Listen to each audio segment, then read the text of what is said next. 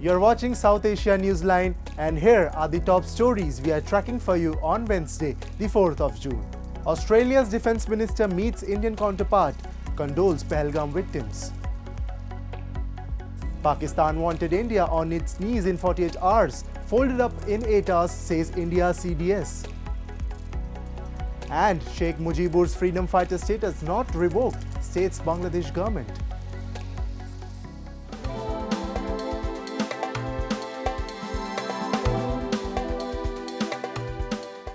And now for all the details.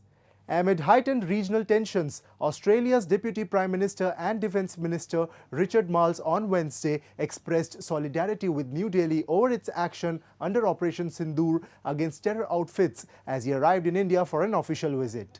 Holding bilateral engagements with Indian Defence Minister Rajnath Singh, Marles, the first senior Australian minister to visit India after PM Anthony Albanese retained power for a second term, said that Australia stands with India and every other country in combating terrorism. He added, Canberra will continue to work with India as to combat terrorism in all its forms. He said it is exciting to work with India, highlighting that Australia appreciates the relationship it has built in the defence sector in the past 3 years. In his opening remarks, Rajnath Singh said it is heartening to note the significant milestones achieved in bilateral defence relations since the last meeting between the two leaders. He also appreciated Australian support towards New Delhi as he highlighted the meeting is taking place at a time when India is facing extreme challenges at the western borders. And India's Chief of Defence Staff General Anil Chauhan on Tuesday said Pakistan aimed to bring India to its knees in 48 hours, but instead Pakistan only folded up in 8 hours.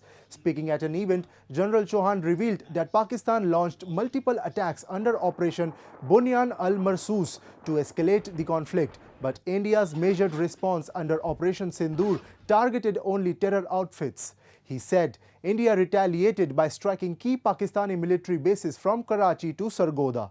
As losses mounted, Islamabad requested a ceasefire, which India accepted. Sources revealed to ANI that India's airstrikes hit at least 6 Pakistani fighter jets and C-130 transport aircraft. A high-value aerial asset, possibly an AWACS or ACM aircraft, was taken out from 300 kilometers away using a Sudarshan long-range strike.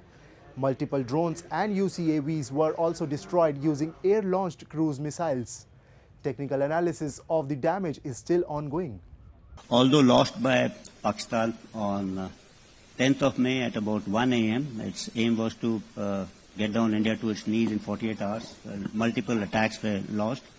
And in some manner, they have escalated this conflict, which we had actually hit only terrorist targets, but also into the military domain. From their perspective, it would have been rational in the sense they would have said that you use military means to hit these targets. But it was also rational on their part, operation which they thought they'll continue for 48 hours, folded up in about 8 hours. Meanwhile, former Pakistan Foreign Minister Bilawal Bhutto Zardari on Tuesday called for dialogue and intelligence sharing between Islamabad and New Delhi during a media briefing in New York.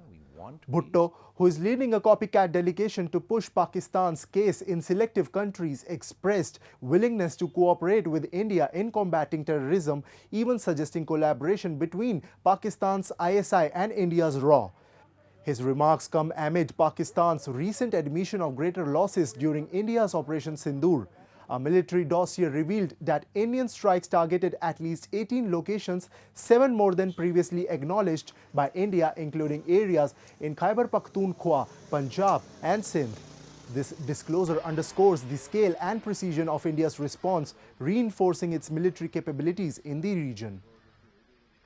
And what started as a precautionary measure turned into one of the largest ever jailbreaks in the Mali district of Karachi, Pakistan, where over 200 inmates were permitted to leave their cells following earthquake tremors this week.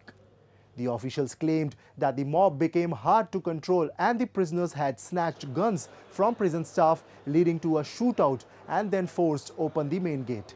This incident also led to the killing of at least one prisoner in the shooting, officials said.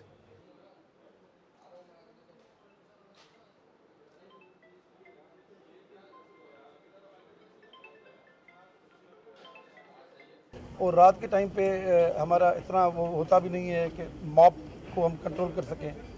बहरहाल उसके बावजूद कोशिश पूरी की और इसमें अल्हम्दुलिल्लाह ये बात जो हम कह सकते हैं कि कोई कोई कोई हाई प्रोफाइल कैदी नहीं था, कोई फॉरेन या इंडियन नेशनल कोई नहीं था।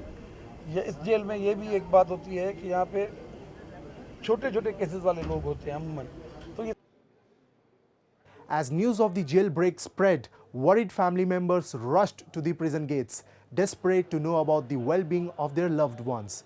Locals said that the police are refusing to address their queries, leaving them in a state of fear and anxiety. So far, around 80 prisoners have been caught, most still out of the prison, informed the Reuters news agency. हमारा बच्चा अंदर है, इन लोग 3 घंटे हो गए न बता रहे कि क्या है क्या नहीं है, ऊपर से डंडे भी मार रहे, ज़बरदस्ती भी करे, कोई कानून कोई कुछ चीज़ भी नहीं है, न कुछ इतना भी नहीं बता रहे कि आपका बच्चा हाँ जिंदा है, मरा है क्या नहीं है, कुछ भी नहीं बता रहे। क्या करें, हम किधर जाए, किसके पास जाए? Moving on, teachers in Pakistan-occupied Gilgit-Baltistan have taken to the streets, suspending classes to demand long-pending promotions. The protests reflect a deeper crisis in the region's education system, marked by neglect and broken promises. Our report.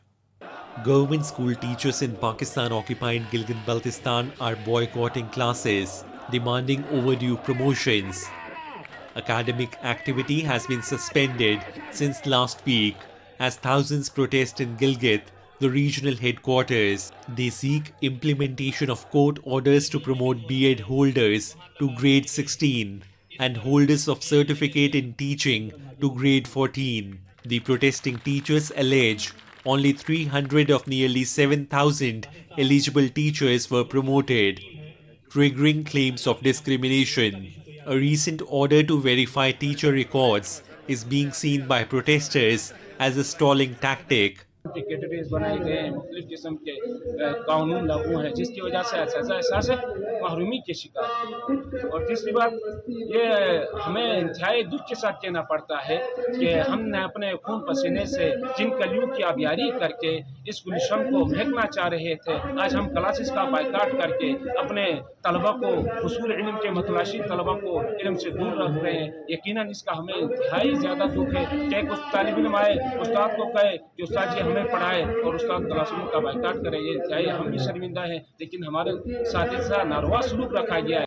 The voices of the teachers echo a growing frustration across the region as demands for justice, fair treatment, and educational reforms gain momentum in the occupied territory. Harsh government policies, chronic underfunding, and bureaucratic neglect have left schools without resources and teachers without motivation, with students suffering the most. Bangladesh interim government has clarified that Sheikh Mujibur Rahman's status as a freedom fighter remains intact. This comes after media reports suggested that the leaders of the Mujibnagar government that coordinated the war efforts of the Mukti Bahini and the nascent Bangladesh Armed Forces had their freedom fighter status revoked following amendments to the National Freedom Fighters Council Act. Azad Majumdar, Deputy Press Secretary to the Chief Advisor Muhammad Yunus, however, refuted the claims.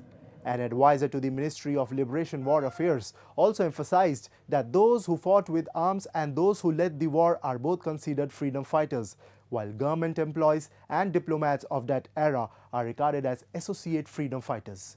The Jammu Ordinance defines categories of freedom fighters, including professionals who contributed abroad and supporting journalists. Officials stressed that associate status does not diminish anyone's contribution. Bangladesh won independence in 1971 after a 9-month war against Pakistan led by Sheikh Mujibur Rahman and supported by India.